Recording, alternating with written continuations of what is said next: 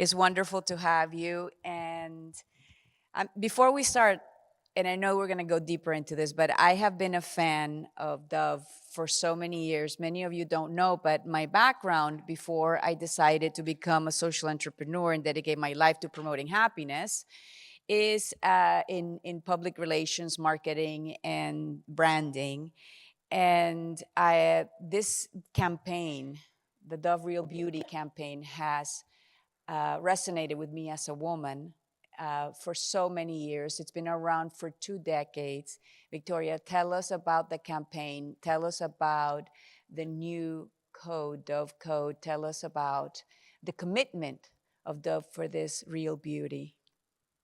Sure. So thank you for sharing that. And before I make any massive assumptions, I'd love to know how many of you know what the Campaign for Real Beauty is? Okay, a lot of you. How about now? Yeah, now I think this is the iconic image that everyone kind of recognizes from this work. And this launched 20 years ago. And it all started from a really shocking statistic that only 2% of women consider themselves beautiful. That's maybe 1 or 2 of us in this entire room. And this launched the Dove purpose that we have been focusing on for the last 20 years, and that is to make beauty a source of happiness and not anxiety for women, but also for the next generation. And this campaign became a social movement. It challenges society, the industry, and beauty companies to consider how what they are putting out into the world is impacting women and their body confidence, because we know body confidence is almost directly correlated to life satisfaction. So there was some amazing happiness things there. Would love to talk about body confidence in that study. And I remember this campaign going live. I was about 12, and I didn't really notice the significance, but I do remember my mom sitting around the kitchen table with her friends and the energy and the excitement of how they spoke about seeing women who looked like them for the first time on these big billboards. But we're 20 years down the line, and we have seen significant shifts in certain areas. We're seeing better body shapes being represented in media. We're seeing better ethnicity and age, but there is a lot that has still got a long, long, long way to go. And I will share 2 statistics with you that created the start of this campaign. The first is 9 out of 10 women admit to seeing harmful beauty content online regularly.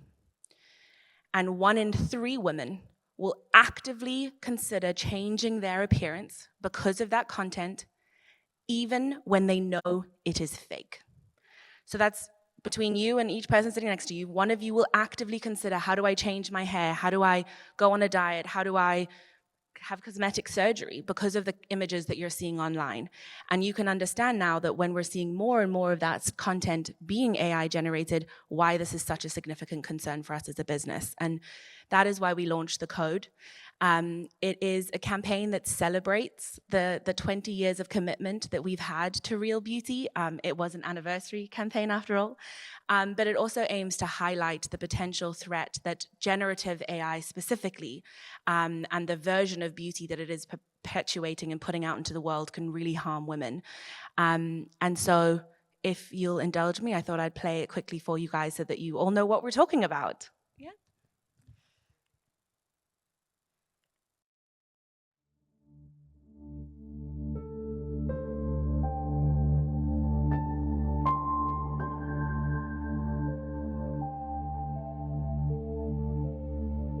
Come with me, and you'll be in a world of pure imagination.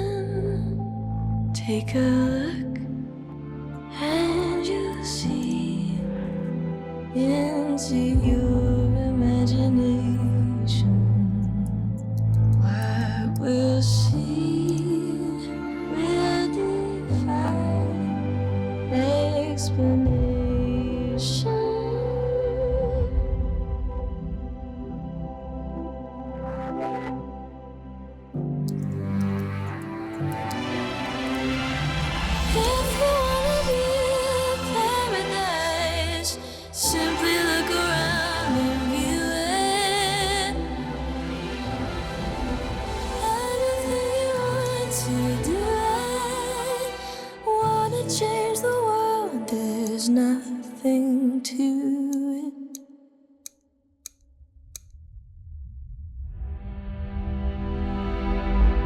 There is no life I know to compare with your imagination. Living there, you'll be free if you truly wish to be.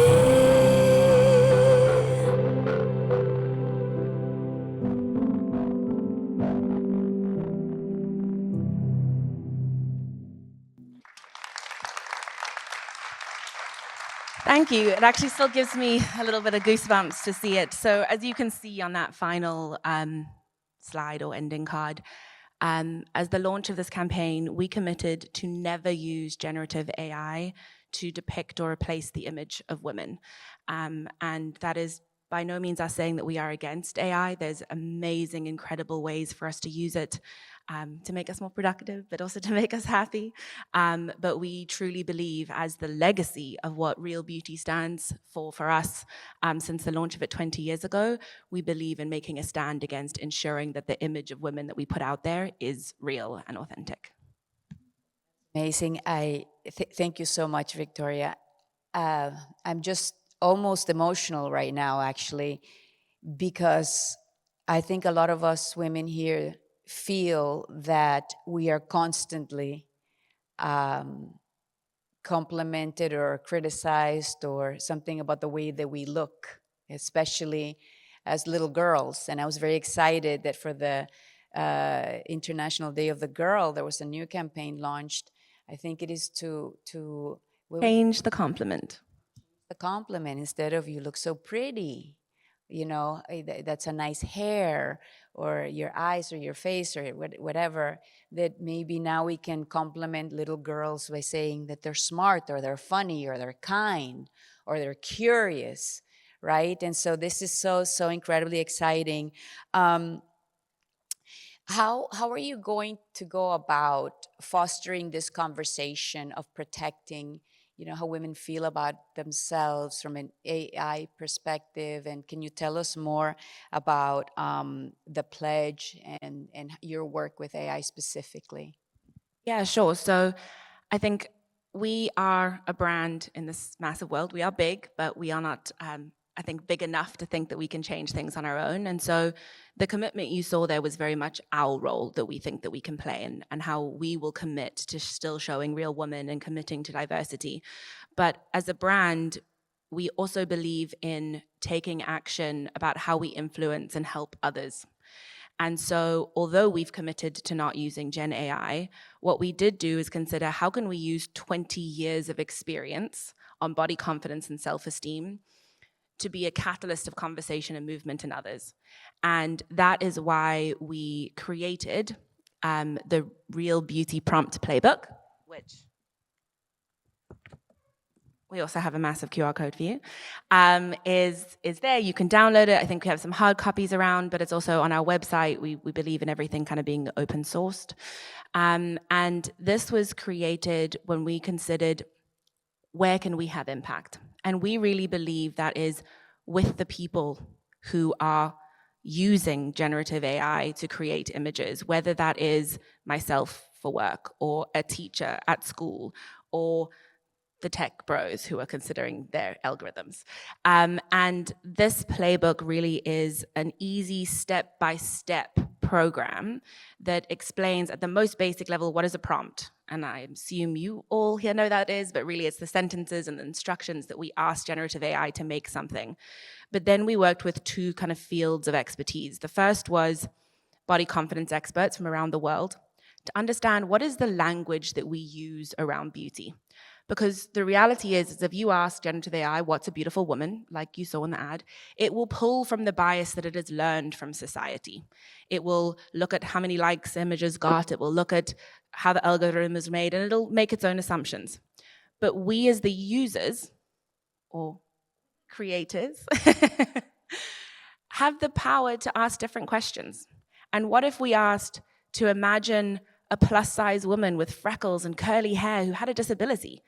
we have the power to ask these systems to create different things for us and call those beautiful. And then not only are we deciding to put better visions of beauty into the world, but those algorithms are then learning from what we're asking from it.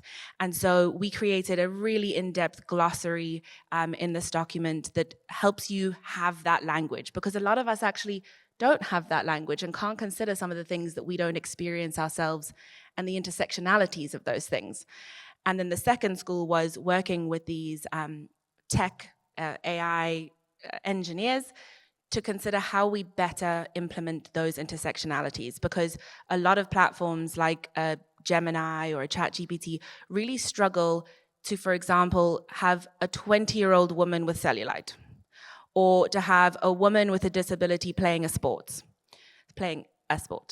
And so what we did with them is we understand what are some of those hacks that we can do, whether it's using parentheses or the order of the prompt or iterations, that we can really force those systems to consider how we can push further than just a plus-size woman or a woman with curly hair. And we are now working with lots of our partners, so whether it's WPP, one of the biggest media and creative agencies, whether it's Edelman or Pinterest or Adobe Firefly, to train people on this type of thinking at the very senior levels, but also the people who are doing this day-to-day in their jobs, because we really believe that it's the people who use these systems and that have control over what we put out into the world is where we can have impact, so that if you are not like us and you do want to use AI for whatever you are creating, there is a way to do it that is more mindful, in our view, ethical and diverse in thinking of beauty.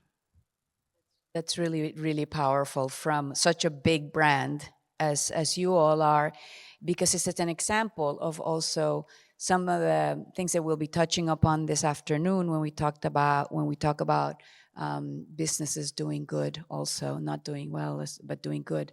Tell us a little bit about Cannes and how was the code received? Because I know that it's now award winning, and how has the campaign been received in the video? Sure. So to be honest, I used to be quite embarrassed and shy talking about like the results of campaigns and things. But over time, I've realized how incredibly important it is to talk about this so that people understand exactly that doing good is good business. This campaign had over 7 billion impressions. That's almost the whole earth. It's not unique users, that's not the metric, but to give you an understanding, 7 billion. And even more surprising to us, with 96% positive neutral sentiment. So AI, as we've heard today, can be incredibly polarizing, and people are really scared of it, or people have really strong opinions. For that many impressions to have a positive neutral sentiment made us understand how much people wanted to talk about this, and how much they wanted people to have a stance. And not to say, oh, AI is doom and gloom and going to take over the world and therefore we're not going to use it. No, it's about understanding where it is used in positive ways to have impact for people and where it shouldn't be, and what should remain human. And so that's some of the metrics. But yes, this campaign has been winning awards still up until yesterday, actually, in Lurie's, in Effie's, and the cherry on top of the cake was a Grand Prix Lion at Cannes in the category of media. But over and above awards, I think 2 metrics that I think is really important chatting about this morning. We do research on all of our campaigns before they go live to understand 2 types of impact that we want them to have. The first is brand equity, or brand love, or brand power, depending on how you would measure that. But the long-term benefit that this will have on our brand and consumers wanting us over our competitors. And the second, which I think is really important, is short-term purchase intent. After watching this, do you want to go buy a product? Because that's how I get my paycheck, that's how I still have a job, is to be able to show to my leadership that, yes, this will grow brand power, but actually this ad does better at making someone want to go buy our deodorant or our soap than the ad that is about the deodorant and the soap. Because more and more consumers want to purchase and buy into brands where their values match their own. and when they feel that they are doing good for the world. And so this ad, I think, got about a 96 and an 85 on those two metrics respectively, which is top quartile, the top most effective brands. And that is why we're winning those awards, because this isn't just beautiful and Victoria Cannell's voice kind of haunts my dreams in the best way, but it's because this shows that we are doing good business. That's one of the reasons why, I wanted to have this conversation here today, and also for the people listening, as a case study and an example. Because another thing that's really important is that you work with evidence-based. It's research-based. I know that now we're going to talk about the Real Beauty Pledge. Can you also touch upon the self-esteem work that you do in schools, which is amazing? Yeah, sure. That's very much part of our pledge. So we, I think it was about 10 years ago, actually shared this externally so that not only as employees, but any partner, any consumer, any person can truly understand what we stand for as a brand. And let me hop that over. And it is these 4 key principles that we launched as the Real Beauty Pledge. And this runs through absolutely everything that we do as a business. And you can see that when I explain it, AI was not a side policy or something to talk about because it was trendy. It really is entrenched in how we do business. And so these 4 principles are: the first, we strive to represent women as they truly are. So this holds the legacy of 20 years of no digital distortion, so no photoshopping, no editing, and now no AI. We really believe in women being shown as they are around the world so that women can see themselves reflected in the media that they consume. The second is we strive to show diversity of women around the world. This goes above and beyond ethnicity and body shape, but disability, age, gender fluidity, and all the intersectionalities of those so that everyone can see themselves being represented. The third is upholding a woman's own version of beauty. And I think this is so, so important. We have often been told that, we see ourselves as the champion of beauty and that our way is the right way. And that is not the case. Our ambition is for every woman to feel that she can define her own version of beauty. Pink hair and tattoos is not what you often see in a corporate world, but I work in a space where people make me feel empowered to be able to make those choices. And that's what we hope to do for every woman. And that is part of where the other part of the AI principle comes into us. We don't use actors to come in and do our ads. We ask women, who some are here today, which is super exciting, to come and share their experiences with us. We give them a platform to be able to tell their own stories. And now if that woman is AI, how is that authentic? How are we showing a woman's real experience when it is a computer that has generated that story? And so that is also why we will never use AI in that space. And the last is the one you've asked me to touch upon, is we are wholeheartedly committed to building body confidence and self-esteem. This is not a CSR. This is 50% of my job, and there's a lot of people on my team who this is 100% of their job. We've been doing it for 20 years when we launched the Dove Self-Esteem Project. This is the largest provider of body confidence and self-esteem education to young people in the world. We've reached over 130 million people in 150 markets with partners like UNICEF, and in some places the government has endorsed, so this is in government curriculums. And this is scientifically validated materials to help young people, parents, and teachers have open and honest conversations about the impacts of the imagery that we see in the world, the conversations that we're having on body confidence and self-esteem. It's an incredible program. It is also all open sourced, trying to help parents understand the types of things that their children are seeing. And digital literacy, I think, is a really, really big part of that. And we are in the process of trying to add more kind of AI understanding there. But as you said, science takes a long time. We do the highest rigor of scientific validation. And so we're still in randomized control studies and all of that.